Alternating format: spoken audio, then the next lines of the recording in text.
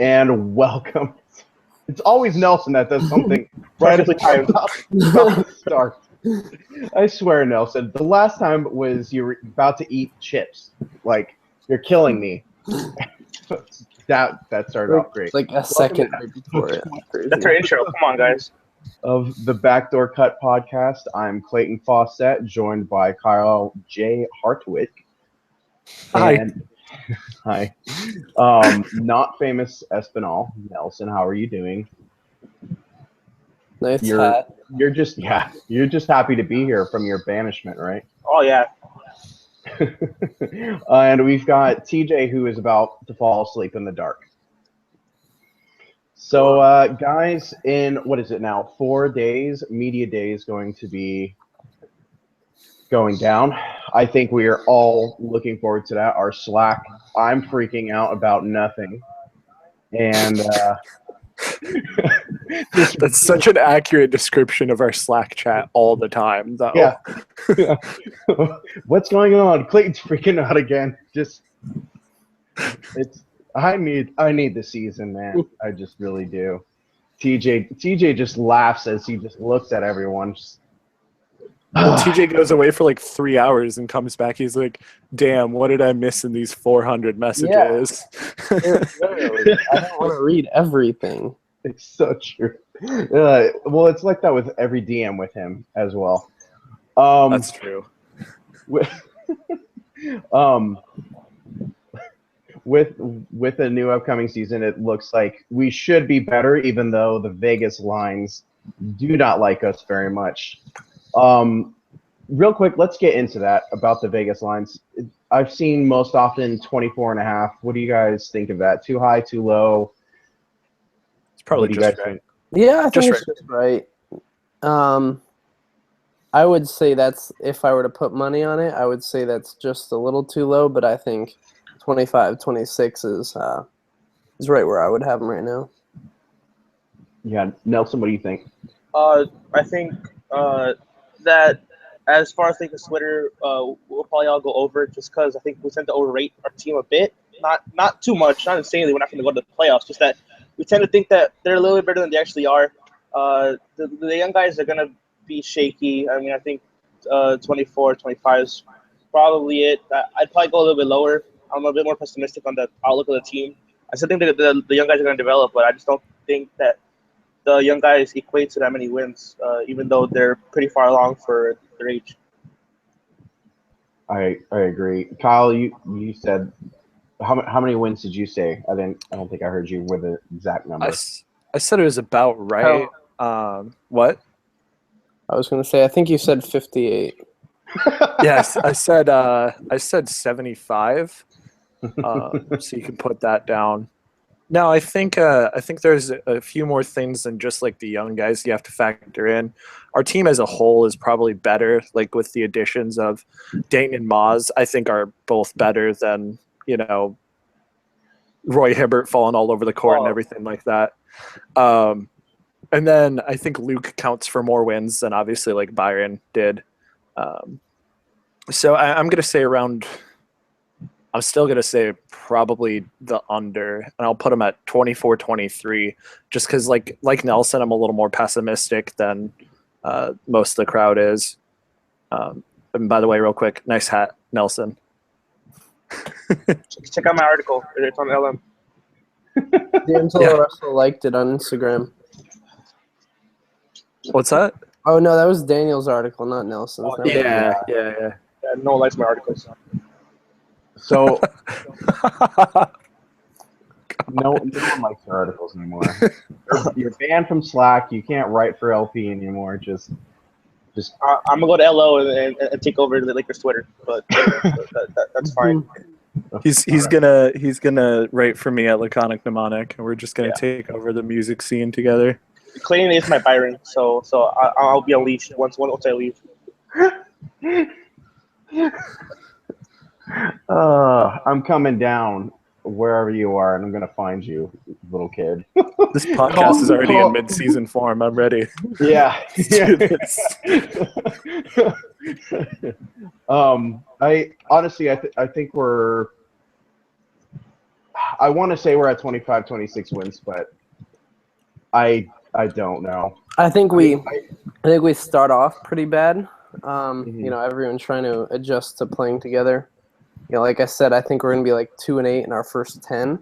Yeah. But hopefully, second half of the season, just like that first year, Clarkson really took over in the second half of the year. I think that hopefully D'Angelo can just break out towards the second half of the year.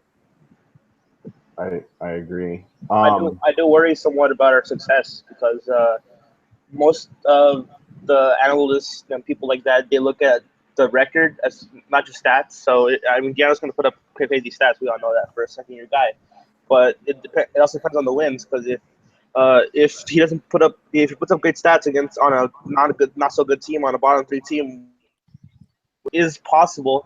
Sad as that is to say, then I don't think that he'll get the credit that he's going to deserve this year. So I think that wins are also good for the outlook. I think 25, 24, that's good enough to prove that his 20 points per game and his 6 assists and his 5 rebounds. But I think that if we really achieve like anything close to what we did last year, and we think that that he's gonna get the Jordan Clarkson treatment, where like we throw away his great half of a year. I agree. Oh man, I just I want them to win more. This is the first year in a few years that I've just wanted them to win more because I'm tired of losing, you know. And with losing comes high picks, but you don't want to go through that again. I mean, Yeah. just the tanking. The tanking is fine, whatever, but I don't want to be in that position again. This draft class, though. Give me Fultz. This draft class, Give though. me Fultz. It is dope. Fultz is. Giles. Oh, yeah, I know. Anyways, let's try and not get to that before media day even starts. Yeah. We'll save that draft talk for May. Yeah. You mean February?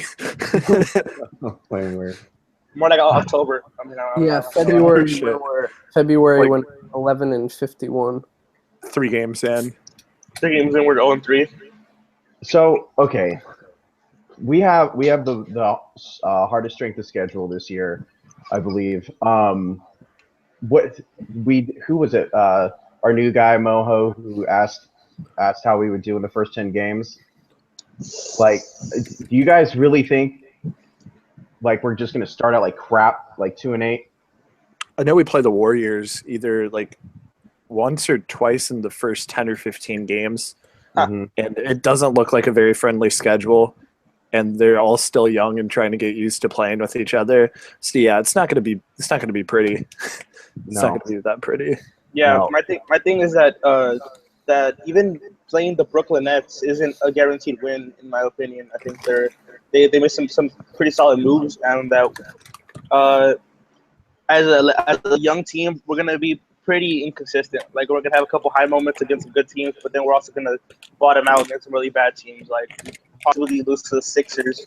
And that isn't really a general reflection on the team. It's just that with young guys, you just never know who you're gonna get. Like Ingram maybe light it up one game and score like 14 points, then drop like 0 in the next game, and then the whole team sucks. So it's with the young team, it's pretty unfair to expect 30 wins or more than that. So that's why I think that the Vegas odds are pretty solid. Yeah, whenever I see like one of the Laker blog accounts ask that, and people are like, 35, 40 wins, and just like young teams do not win. It's just a fact of life. They don't win. We're gonna take bumps and bruises. I do think we'll beat the Nets more often than not. I sure hope we'll beat the Sixers more often than not. Yeah. How their Vegas stat line is 27.5. That's a huge leap. Yeah. But they won 12 games last year, right? Like a 15-game jump. That's pretty crazy. With really not improving that much out of Simmons. I mean, Yeah. they have essentially 3 rookies coming in because they have Saric coming in, and then they have Embiid also coming in. So then So it's 4 because they got Luwawu too. Oh, yeah. So I think that there's a lot of optimism surrounding that team. I don't know if it's all going to pan out, though.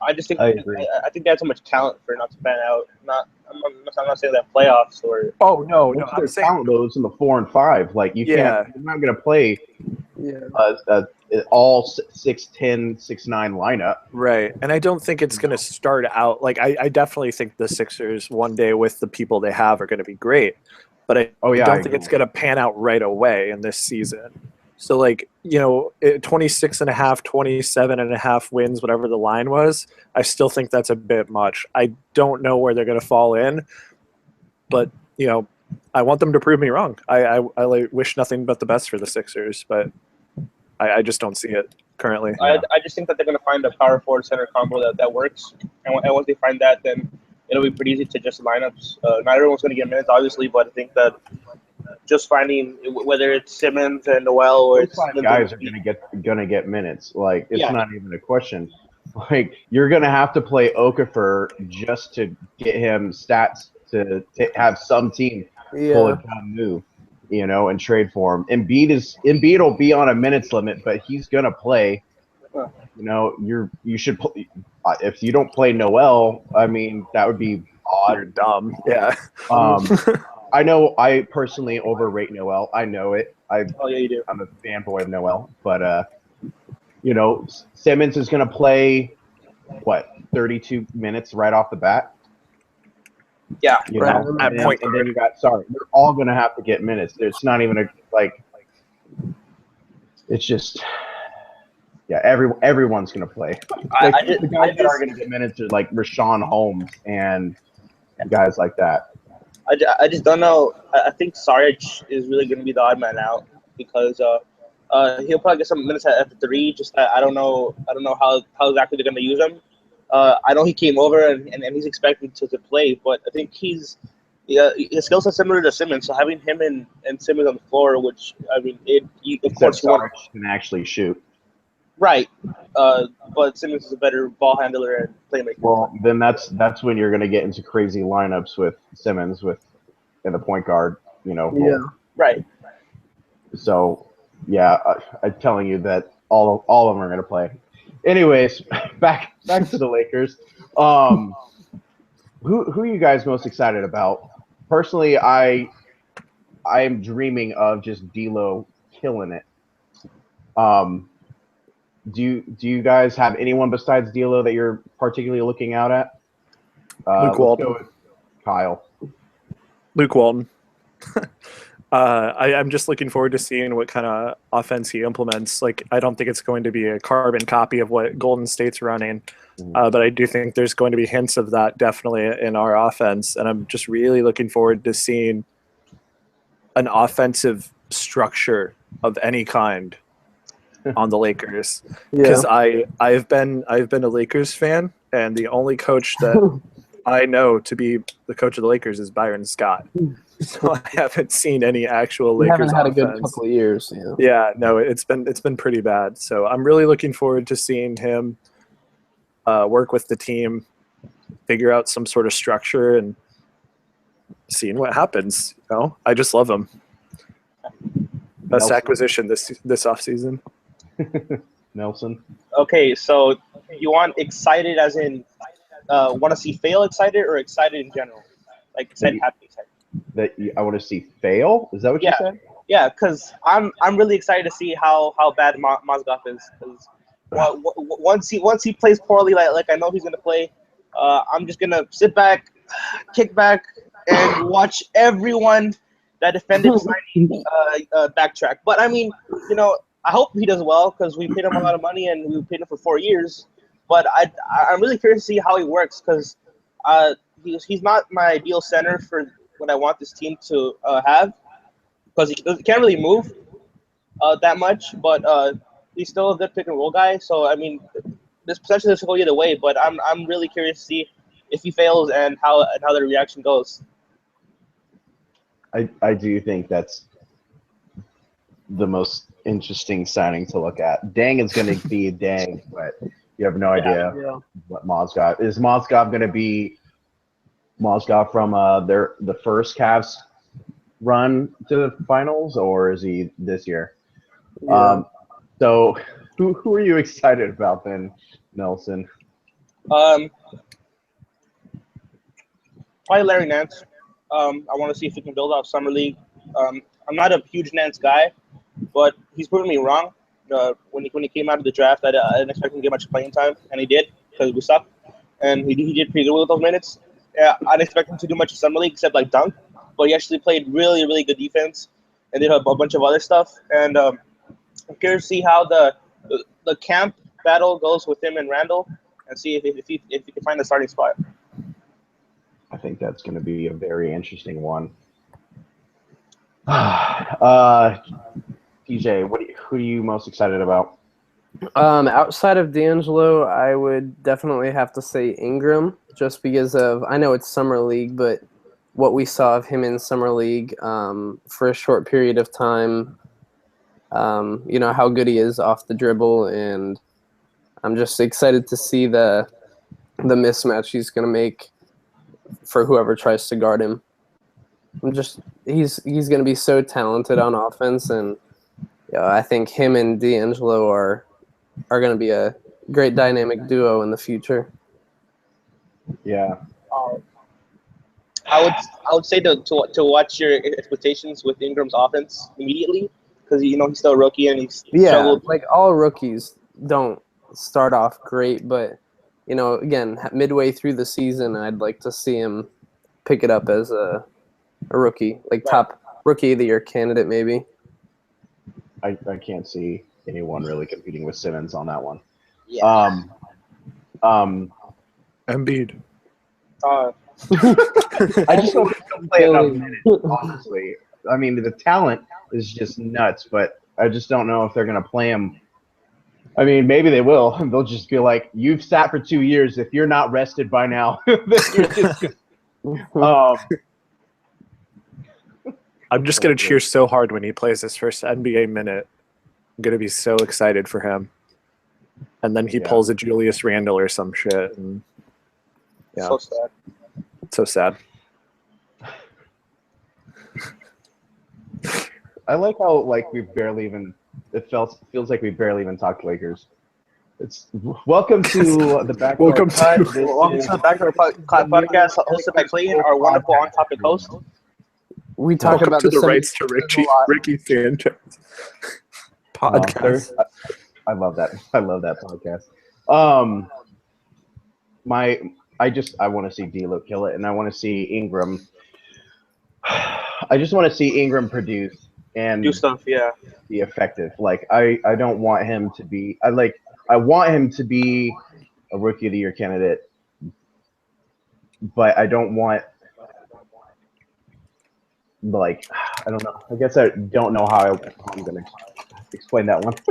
I don't want him to be put under so much pressure. Number 2 overall rookie or overall pick. D'Lo disappointed last year for people. This guy has to take over for Kobe. I don't want that. But that's the headline that we've been hearing so far. I mean, if I know everything. Yeah, I know. Yeah, so I know that he's starting to feel the pressure. I mean, he seems like a good kid. I don't think that it's gonna be super upon him, but I think even D'Angelo struggled with the pressure a lot, and he was a pretty confident guy. So and I think that's totally different situations, though. You cannot compare their 2 rookie years. Because Ingram is going to be dealing with a coach that's actually supportive, and Russell had to deal with a guy who ran to the media every chance he got. So it's not – I mean, it's a losing situation in terms of team and everything like that, but it's not the same situation. Well, obviously, because Luke one's an actual NBA head coach with actual NBA head coaching experience. That's actually legitimate, and he's actually had success. But that's not to say that. I mean, the media really runs with the narrative of Kobe, especially now that Kobe retired just last year, And I know Kobe who, but to the media, he's still pretty relevant. I mean, he's still in 2K in all these games, and he's not going to go away anytime soon. And I read headline after headline: Ingram replacing Kobe, Ingram replacing Kobe, Ingram replacing Kobe. Of course, everyone puts D'Angelo to the side, but I mean, I'm just saying that his person. I'm wondering how he'll handle that because it's going to come eventually. If he struggles and with the benching, you're already starting to see it. Like what number 2 pick being benched, like D'Angelo Russell another bust and things like that. I mean, not in Lakers Twitter, but outside you kind of start to see it and hear it, and it'll grow and grow and grow if he struggles. So that's why I think it's important for him to build success and for them to see, okay, they're benching him because they have Dang. They have this really good guy who's really solid, but then they have Ingram who's really consistent. He can put up points. He can play, but he's not there yet. And they have a solid veteran in this place, so why rush him? That's the narrative that I like to see push, and for them to push that, he needs to play good enough. And I don't know if he can just yet. That's what worries me about Ingram so far. All right. Like with recently, obviously Luke came out and said that Dang was going to start. Do you think he starts the entire year, or do you think like Lee Jenkins from Sports Illustrated went on I don't know if it was Spectrum Sportsnet at the time, or if it was still Time Warner Cable, when he went on and said that he just start Ingram off the bat. I personally say Ingram, but I just want to see him play. I mean, I'd love to say Ingram, but they paid Dang all this money and I like him. I think he's a good role player, but I think he deserves to start. He's coming. This is probably going to be the last contract of his career. And I know we're trying to, form these young guys together, but Dang got the money. And again, Ingram is 19 years old. Yeah. And I don't think Dang starts the whole year. I think it gets to that point where the Lakers are not going to make the playoffs. There's going to be 15 or 20 games left, and Luke Walton is going to say, "Why not? Let's just run the young guys." That makes sense coaching wise, TJ. But I worry about how because I think Dang just by the amount of money that they paid him, they really need to get a full year of Dang starting to actually make the contract and the money worth it. Is his presence alone in the locker room, and he's a culture guy. He's connected with the NBA and the outside, and connecting the whole world to the NBA and stuff like that. So he's a really plugged in guy to like the main heads of NBA. But I just think Dang has to start this entire year, and if Ingram really does surprise and he really impresses, then I think that Randall's the one that gets benched because I think Dang really does have to start this. I think really Dang is going to start all this year, and if he doesn't start at the 3, then he'll start at his better position, which is the 4, and the odd man out being Julius Randle, which that's going to be an interesting scene because I don't think that Dang goes on the bench this year. I think that next year is much more. I can see it happening, him being on the bench and then playing the rest of his career on the bench. But I think if Ingram does start, that Randall goes to the bench. So my thing is there was the rumor trades of they would not deal Randall for anyone last year. Yeah. So all the talk of Dang's best position is at the 4. I agree with that, but I do not see Julius being benched for Dang. Money or not, they have the time invested in him, and you know how it is with Lakers and family and expectations with guys. They're just gonna keep on playing the guy, whether people like it or not, and he plays well or not. So, I guess really the question is it's not even to start the season because Dang's going to start the year. How long do you think it is until Brandon Ingram gets a chance? Do you think it till next year? I don't think you've spoken on it, Kyle. What do you think? I think Dane starts the whole year, but Julius Randle might not.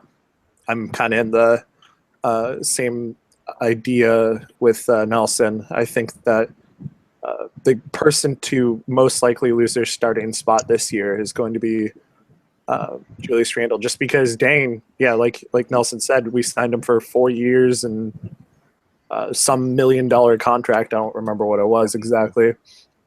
I think he's got to be kind of the face of the Lakers right now while these young guys are developing.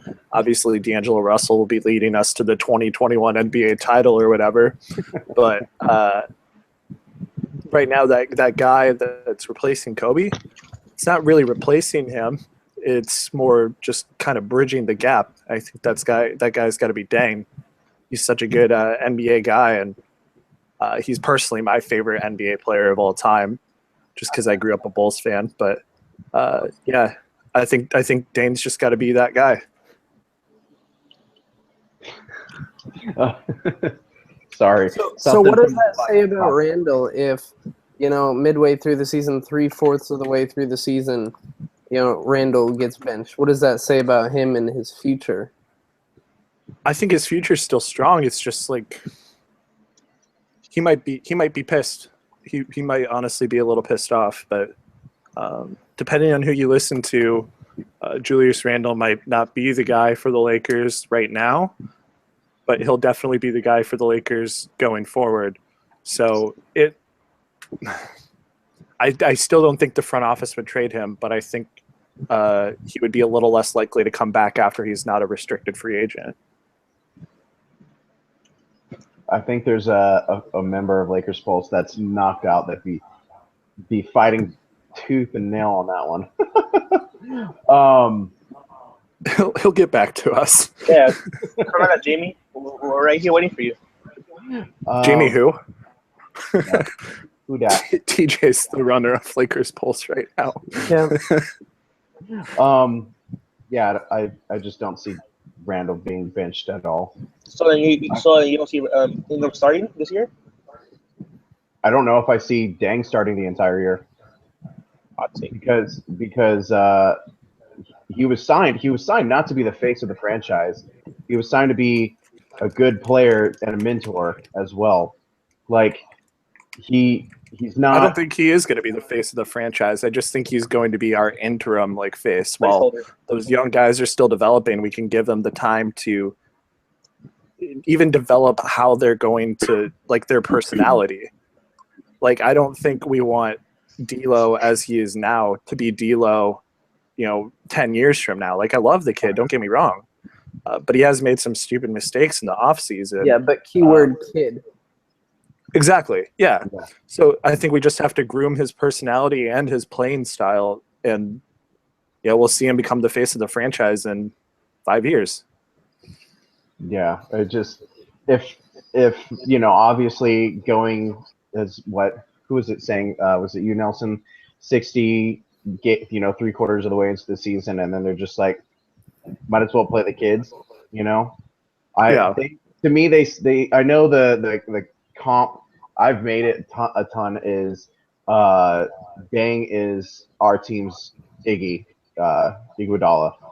So I think was it the Locked on Lakers podcast, someone, I don't remember if it was Anthony or Harrison, was saying that it might just be best if you want to get all the potential out of that contract for Dang, is it better to just stretch him out and make sure that he's, getting minutes, but, he doesn't have the heavy workload of it. Yeah, earning that money the full 4 years, Yeah. Instead of fizzling out. Yeah, because what would you rather have? Say like you play him hard 2 years and then he just fizzles, as TJ said, or he just he's what is he, 31? I think, something like that. Who really knows? Played under Tom Thibodeau, a guy who is known for killing players with minutes. So it's just who knows exactly how long he's going to last. Well, if he does start, he doesn't have to play an insane amount of minutes, and I think that even if he were to be benched, then I don't think his minutes would be reduced that drastically for it to be worth him being on the bench. I think that his mentor role would be better served him playing on the court, because I think credibility as far as mentorship goes starting and then bench and then After that, it's like once you're like meta world peace level, you can't really play. Then from that point on, it's just about experience and knowledge and all of the success that you've had. So I think him starting would give him the edge. Mentorship wise, because I think Roy Hibbert, if he didn't start, I think that his mentorship and his leadership and his advice wouldn't mean that much. I think honestly, that's not to say that it wouldn't mean much to the guys, but I just think that the credibility goes higher as depending on the position that you are. So if he's starting, then I think that the young guys would really listen to him and be like, all right, this guy is probably the best player right now on our team, and he's starting for a reason, and we should listen to him. Then him be on the bench and then be like, you're making all this money and you're not starting. I mean, obviously it's different, but I think after this year, they can't play on the bench because for then on you're paying for a really good six man that can lock down a player and get a couple buckets. All right, yeah. I mean, if you like reduce his minutes and whatever, that I guess it's fine with him starting. But yeah, I want to throw out some numbers here real quick. In the 2011-2012 and the 2012-2013 season, Luol Deng played 39.4 minutes and 38.7 minutes per game.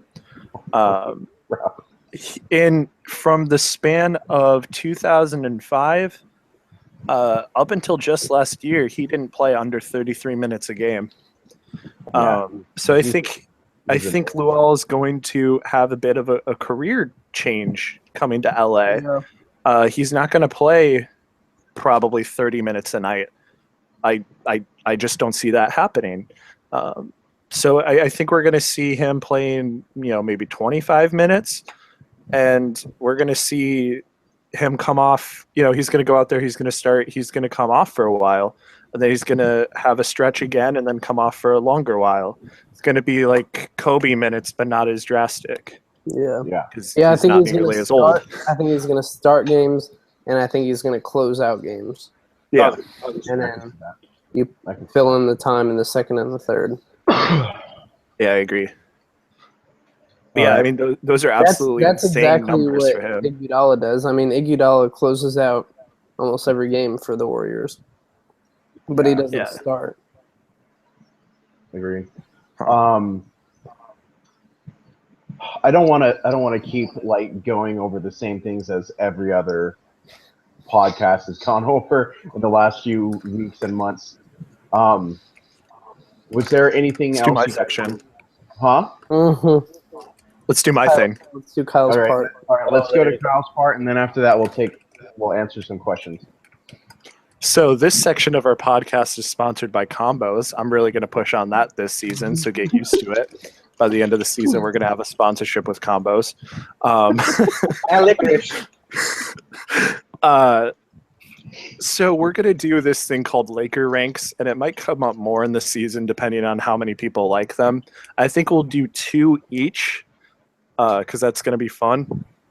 But basically, it's making a ranking for what the Lakers can be best in this year. It's completely made up. So my first one is that the Lakers are going to be the team with the most weed stash in their top drawer between Brandon Ingram, Jesse Mermis, or however you say his last name, and Luke Walton. Jesse Mermaid.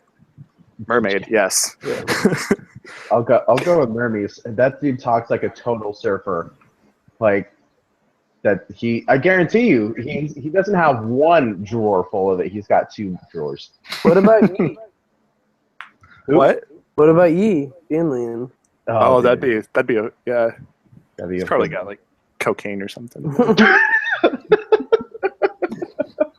podcast is off the rails already. Wow. This podcast was off the rail the minute you sweat and interrupted my introduction. This is mid-season podcast form already. Yes. We may have missed 2 months, but it doesn't matter. So let's go to Clayton. What's your Lakers rank? Or your made-up Lakers ranking? Oh, wow. We have to think about one right now? Oh. Yeah, you got to do this shit right now. Oh, my word. Oh, yeah. All right. You got one, Nelson? Oh, yeah. Yeah, Okay, go cool. Nelson. All right.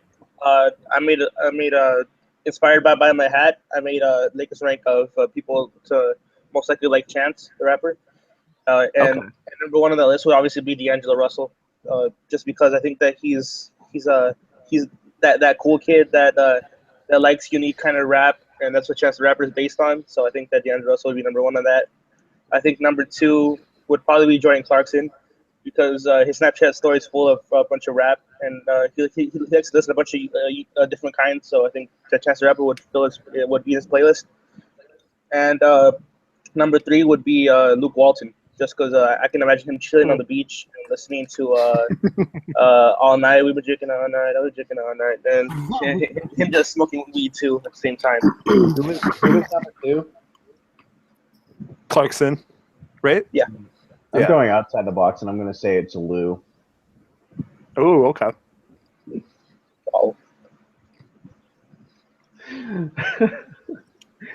TJ, I guess you should answer his Chance the Rapper. I would I feel like Zubak is kind of a type of guy who listens to Chance the Rapper.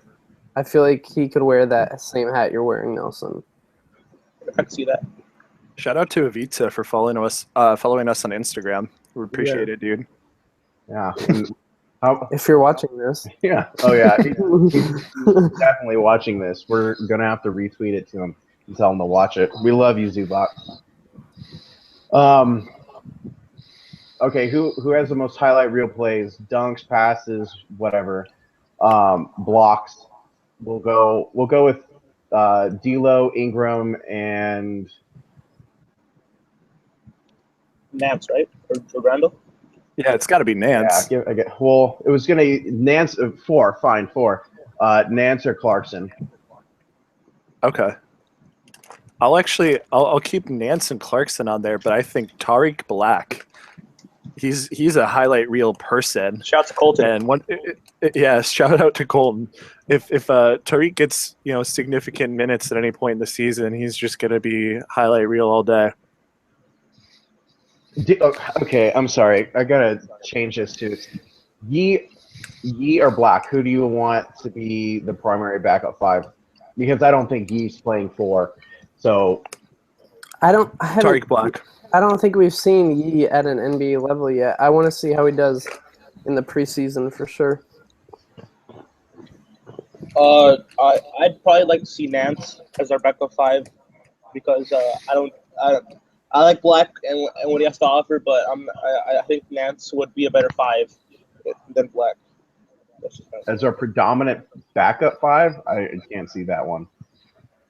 I mean, he has the defensive and the athleticism tools to do it. I think that him and Randall would really be quite a force on the break. Defensively, I'm not so sure about that one, but I think Nance could hold his own as playing defense at center position. I do not like going off the summer league for really anything, because I think it's just mainly flashes. Right. I really wanted to see Nance just kill it as a backup five, and I was really disappointed. It just a guy who I think has good instincts, like defensive instincts. I didn't. I mean, it's summer league, so it doesn't mean anything. But I was just, after how he did have a good summer league, that was a thing that I just kind of found surprising, because I thought it was going to be a lot better. But ideally, what do we all want to see Zubac as our backup center? Right? Just throw him in. I mean, I'd like to see that. I love him. Yeah. I'd like to see him as soon as possible. I mean, 2K did him a dirty when they rated him 68. I mean, that's like 31 points under what he was supposed to be. So, shout out to Kendrew. Yep. I would have no problem not starting Zubac as the backup five. I know a lot of people aren't going to agree because they'll say Yee or Black, but my thinking is usually when you have a guy rated like 16 on your board, because I believe that's what Shaw said the Lakers had him at.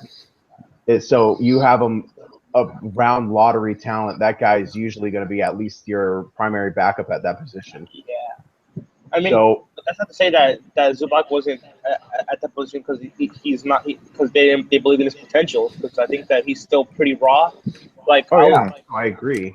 yeah, I think that that people that I think the story in general is overrating him. Not like the part of from the Zubac the GOAT stuff and all that exaggeration, but like realistically, I think that I think they're trying to overrate him by saying that like he can actually become Marcus Gasol and stuff. Like I know he had a good league in that. That's an ultimate ceiling. Like I don't That's think, like the likelihood of that happening is, especially from a guy in this draft, it's really small. I mean, it was really small chance that Mark even turned into what he did. Yeah, you know? that's like Ben Simmons becoming LeBron. That's small. But I just think that I like to see him just so seeing this be thrown in the fire and he can really get experience, because I think that he learned a lot from summer league, and that was just from playing a couple minutes around some below tier NBA talent. I think I mentioned we can learn in the upper level. I mean, even if he doesn't produce anything, even if it's a negative on the court, I don't think that he's that much worse from Yee or Black. I think that he's kind of like Mozgov right now, which is and Moscow's starting center there is 60 million, but much more raw and underdeveloped. So I think that he sure can be a backup center. I mean, I think that if a team took him 16 or around that area, that he'd be at least their backup. Then the Lakers aren't in a position where they have so much talent at the center position that he shouldn't be their backup. Yeah, and my thing is with that is then people will be like, well, it was a second round pick. He was a second round pick because he told teams that he did not want to stay over in Europe. Yeah, he's a first round talent for sure. Yeah, so I'd personally have no problem having him as the backup to start the year. I think you could have his bumps and bruises. Most likely though, it's going to be Yee or Black. I say I'd rather, if it's out of those two, I'd rather, I guess, Black. I am not high on Yee at all, other than a trade asset. Or being chair?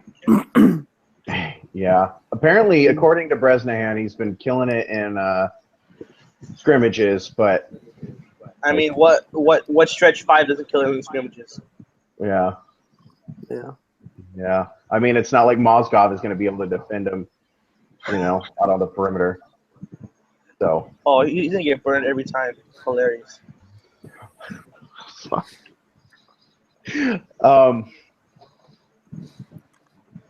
TJ, did you have one? I'm sorry. Did you have your Lakers ranking? Yeah, Lakers rank presented by PDQ.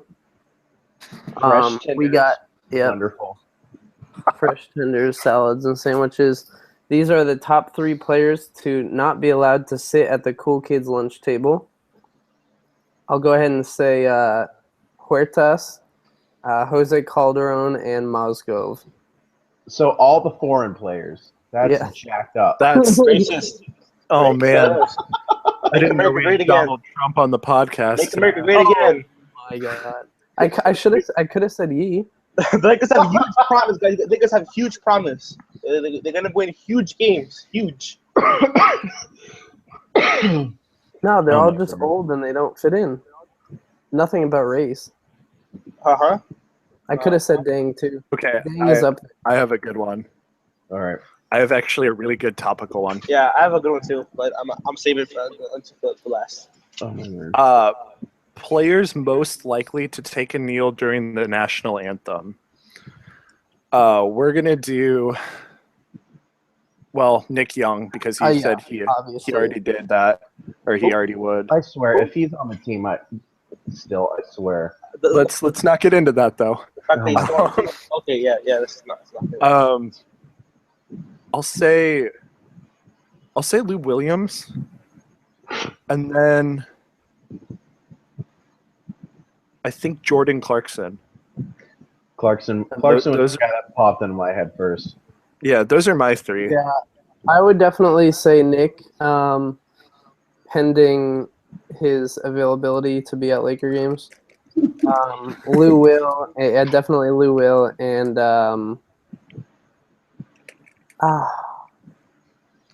I want to say someone like Zach August if he makes the team. Mm-hmm. I would love for him to make the team. The young guys have taken to him really, and apparently their Snapchats and Instagrams and everything. Yeah, him and D'Angelo are pretty close, it looks like, and it looked like Zach got a new car today or yesterday. And D'Angelo was making fun of him for how clean he was keeping it and trying to show it off to people. It's on D'Angelo's Instagram story. Oh, okay. I think that Jesse Mermaids would probably take a knee. I think he'd probably I think he'd probably just be so high that he'd probably be like, "Oh, look, Lou's taking a knee.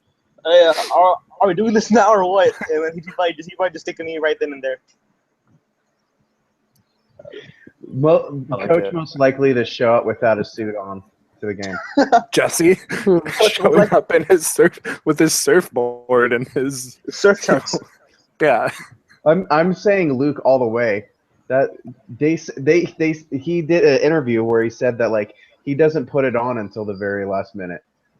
Like he That's just all. put it out one time and like in the like NFL type how the coaches he'd cut off the sleeves, he'd wear a hoodie, he'd be the NFL's Belichick.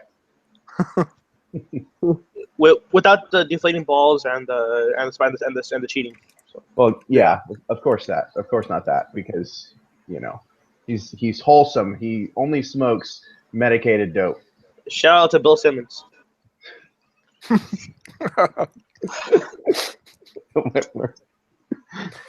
If we're doing all these shout outs, we might as well go full the starters and say shout out to Jostens for any of you get that reference? I know they're a okay. ring company. No. I'm sorry. Yeah. Okay. Someone who watches it will get it and they'll comment shout out to Jostens. And I hope it's Hani actually. Shout out to the Blacklist for banning for making me get I'm banned. gonna, dude, don't say anything. Oh my word, that was why you were banned in the first place. Oh my word. Come on, Clay. You enjoy the spoilers. You enjoy the. Let's do No, I don't. let's do one or two more. One or two more. All right. All right. So you do your one, and then we'll go to questions real quick, and then sign off. okay. So this isn't really much of a ranking, but it's more like a prediction. Who would win in a sprint, Zubac or Mozgov? Zubac. 7-7 Zubac or No, normal Zubac. Yeah, normal. yeah, he's about 11 years younger too, so Yeah. I'll go. I feel like Mozgov would just like ride a bear to victory and just win that way, but whatever. You guys can blame. Say Zubac. I think that Mozgov probably like he has a house in Russia just full of stuffed bears. And then he probably like lost, and he probably has a couple cages full of polar bears. I'm telling you, it's. I can almost guarantee you that. All right, let's get to questions. I think real quick I had a couple on my. Oh my word! Of course, Jeremiah Witten at Jer Witten, writer at LP. Ask Zach August versus World Peace. In a fight? No. In a fight, it's obviously world peace. I take August. I'm taking the underdog on this one. No, I'll take Meta in a fight. No, he. I'm pretty sure he meant for a roster spot. Then August easily. I agree. I mean, it depends on if we're trying to fight our fans this year. So, Meta World Peace. Augusta, yeah. Meta World Peace start. Oh my. It's an Thank you, Purple and Gold King. Nick for Noel. Yes, I agree with that. I thought I had another one on here from earlier, but I can't find it. I have some. Let's do this. Perfect. okay. Let's go more off the rails. Let's go. Oh, the this one is about rapid Randall fire. at center. Oh wait. What? Go from the very first one this afternoon, Kyle. All right. Rapid fire questions. Here we go. Domino's, Pizza Hut, or Papa John's? Domino's. Cheaper. Domino's. It's Domino's. cheaper. I'll Let's go. I'll go $7 Domino's, but I've pizza, never had 3 Papa toppings. John's. Okay, favorite video game. Too difficult. I can't. GTA. I'm I have- also gonna say I'm not much of a first person shooter kind of game though. Or I'll say your GTA as well, but it's really close. I'd say that. Oh, this is a hard one because I'm pretty much a big gamer. I was gonna say Uncharted 4. It was one of the best experiences I've ever had in my life. I haven't played it yet. Split that for me. I bought it early and I still haven't gotten to play it. I know. Okay. I don't know what this question's asking, so we're skipping it. That's just yes. That says just no. That's a goofy question. I'll go ahead and read it. How much wood would a woodchuck chuck if a woodchuck could chuck wood? Wait, have you seriously never heard that? No, I've heard it before. I just Oh, okay. um There's a response to that, but I'm not a kid anymore, so I don't remember it. which number will the Lakers retire for Kobe? Which Anthony actually answered on Twitter. He said all of them. The players are going to start using letters. But yeah, I think 24 personally. No Mandarin symbols, or I don't know if it's Mandarin for him or if it's Cantonese. So we'll go with one of those. I think we have to retire at 24. I think so too. Yeah. It's not even. I mean, you could say that he got all his highlights and he was number 8 and that he won a championship with Shaq, right? Whatever. But I think for me his most impressive time is by far when we're number 24. I never. I like it. I know he's worn 24 for years. I still always recognize 8. 24 will probably be retired. Both of you know what? Both of them could be retired, and then really, what's the most important one to people that want a question like that is which one is going to end up on the statue, unless they're going to do a 24 on the on the front and back, or something like that. I recognize him. Right. I recognize him as 8. I have a jersey of his when it was 8. So yeah. Okay. TJ, which one is you? I think You it's said close, but you gotta see where Clayton's coming from. But then again, he's like 32 years old, so Get out of here. Yeah, you're old, Clayton.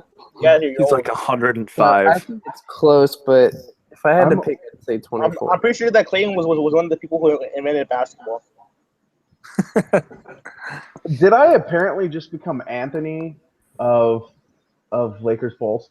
Oh well, with your hot takes, you've been Anthony. Oh, Shout out to Anthony. he knows. Anthony knows he's the old guy, but the hot yeah. take one. And he accepts it. You obviously don't click Clayton. You used to think that you're 18. Come on.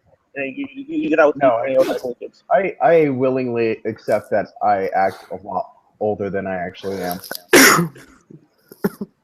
Like, yeah. Anyways, next one, Kyle. Do you think Julius Randle could ever play effective minutes at center? Yes or no question. I mean, we're still wondering if Julius Randle can be an effective player. Ooh. Shout out to Anthony. Ooh. Shout out to Anthony right there. I see you, Anthony. Hit me up. So much can roll. We better tell Jamie not to watch this. Yeah. Oh no, he knows my Twitter handle. He knows what my Slack ad is. You can hit me up anytime. I'm not afraid of Jamie. Jamie also has his personal number. Oh yeah. He's got his email address. Nelson wakes up in the morning and he's kicked out of our Slack chat, and all of his articles are off of LP. And yeah, I wouldn't be surprised, really.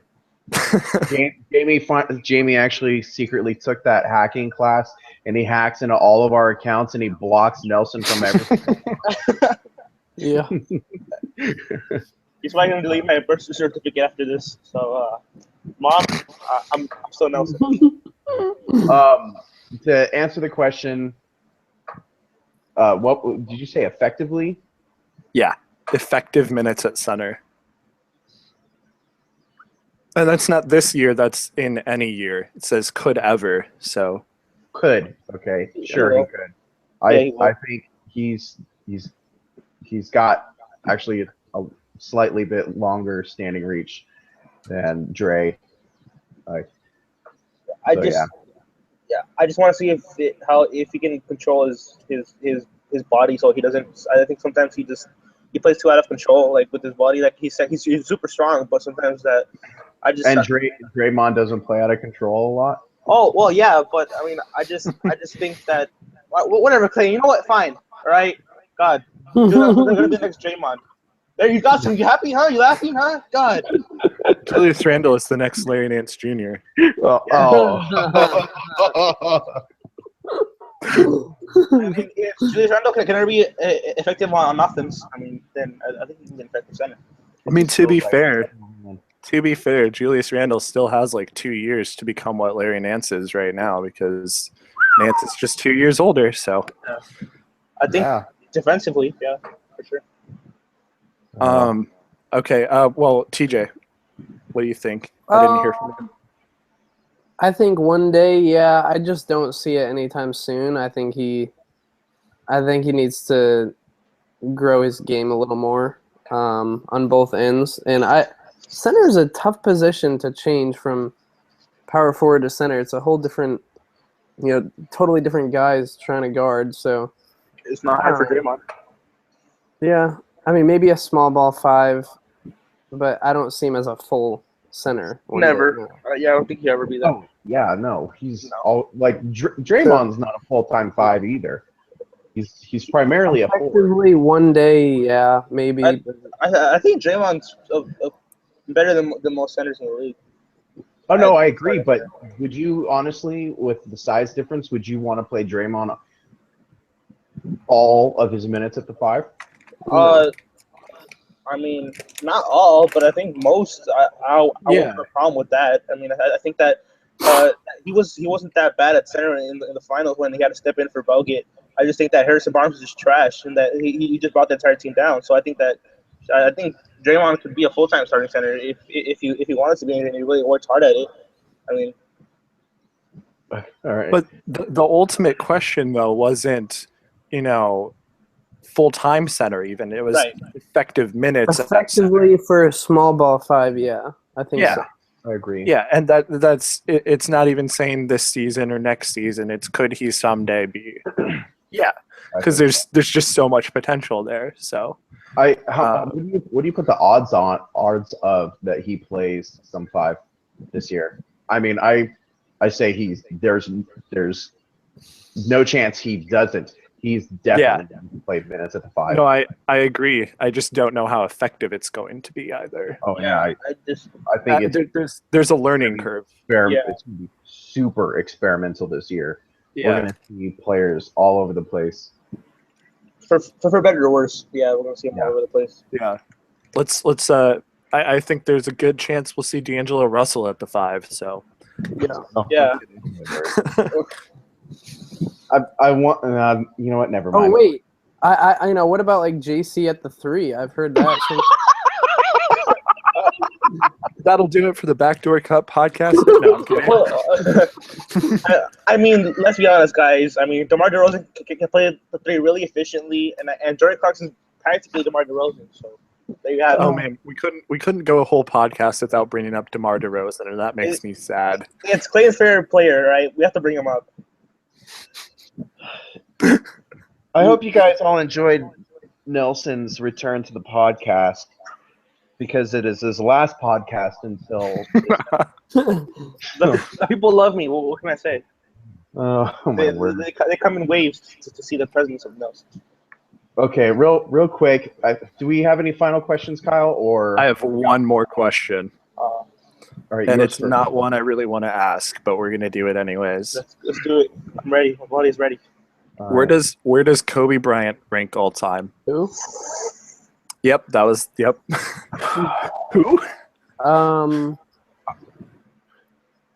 This is it for the Backdoor Good podcast. We'll see you guys on the next episode. Yep. I do not like lists. I don't like. I them. don't either. I hate all-time lists. Absolutely hate it. It's top 10, right, guys? Or is Tim Duncan better? He's the second best player of all time behind LeBron James. Him, MJ. Oh, Oh, he's better than MJ. MJ I would- Kobe I'll moved. just whatever. I'll just give it quick. He's 8 to 14, somewhere in there for me. But I say 10 to 15 actually.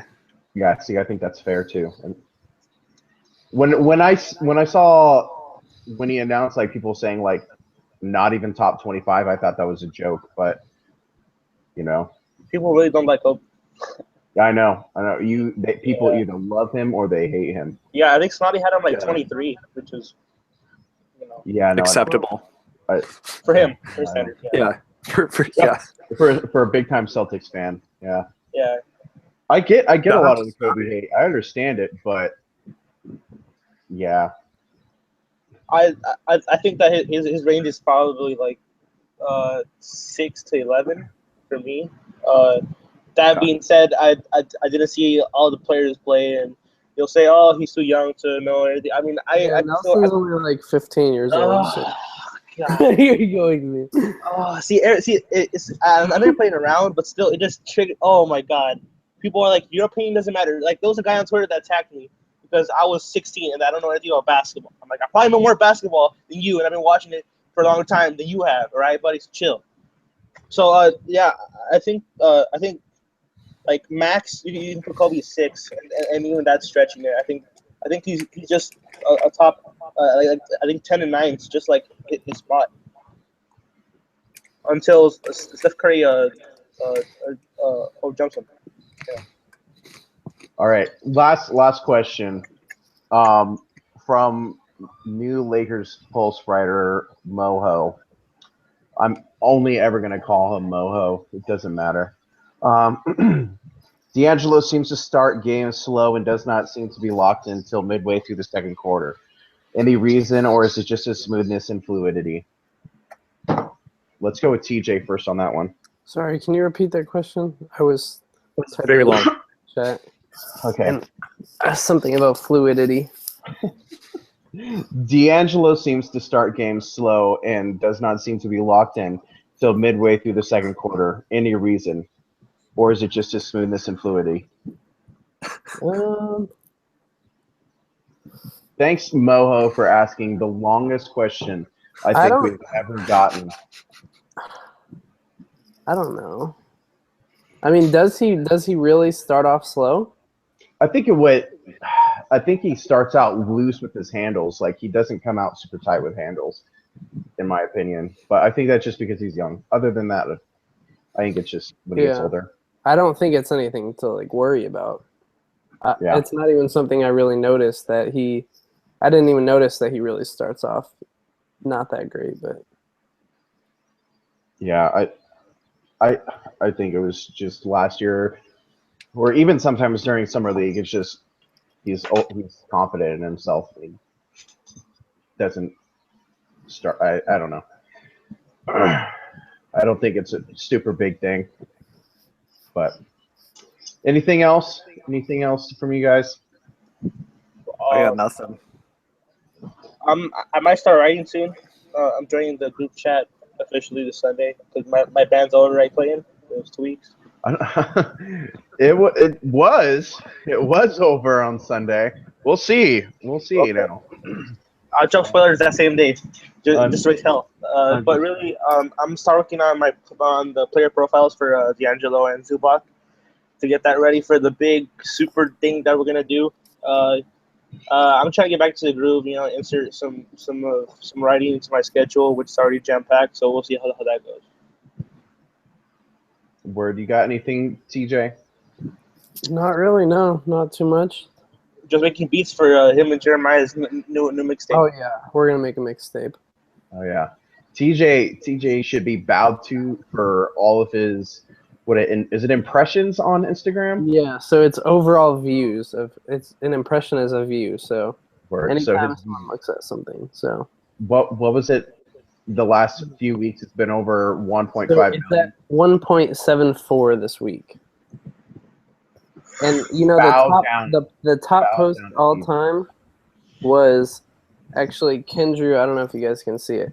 Kendrew's picture that he made Zubox 7'7". Mhm. It had 414,000 impressions. Nice. I don't know why people love that, but Funny. Shout out to Kintry too again. Kyle, you got anything? No, I'm thinking about trying to get banned off of this podcast because I've never been banned off of it before. So I'm like looking up things that you hate. Oh, that's a long list. Yeah. Oh, it's a really. Oh, It's a really long list. You should be able to find it within like the last 100 tweets or so.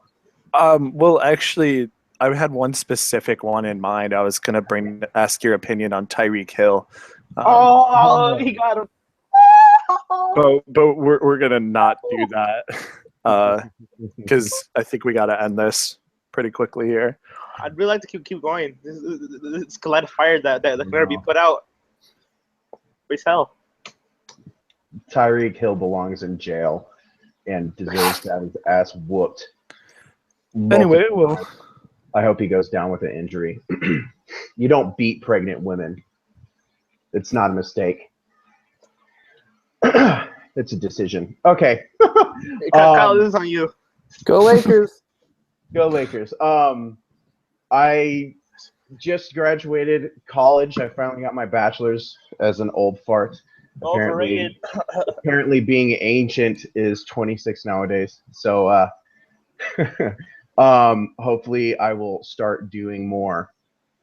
But He probably won't because he's lazy. But you know, this is he'll try. true. I have become lazy with old age. So I'm not looking forward to that at all. yeah. All right. Well, thanks for making me depressed, Kyle, for having that guy on my team. Thank you. Kyle does what he does. All right. Well, thank you everyone for watching, and this was episode 20 of the Backdoor Cut podcast. You can Chance the Rapper's the GOAT. Chance the Rapper's the GOAT. Mute him real quick. I'll mute him. All right. So with the new season coming up, I hope you all tune in to the podcast as they're coming up. We're going to be trying to do podcasts after every game, and hopefully at least once on the weekend to wrap everything up. We're going to have something big coming up at Lakers Pulse, and I hope you guys all enjoy that, and hope you enjoyed the podcast, and I think that's it. You all have a great night.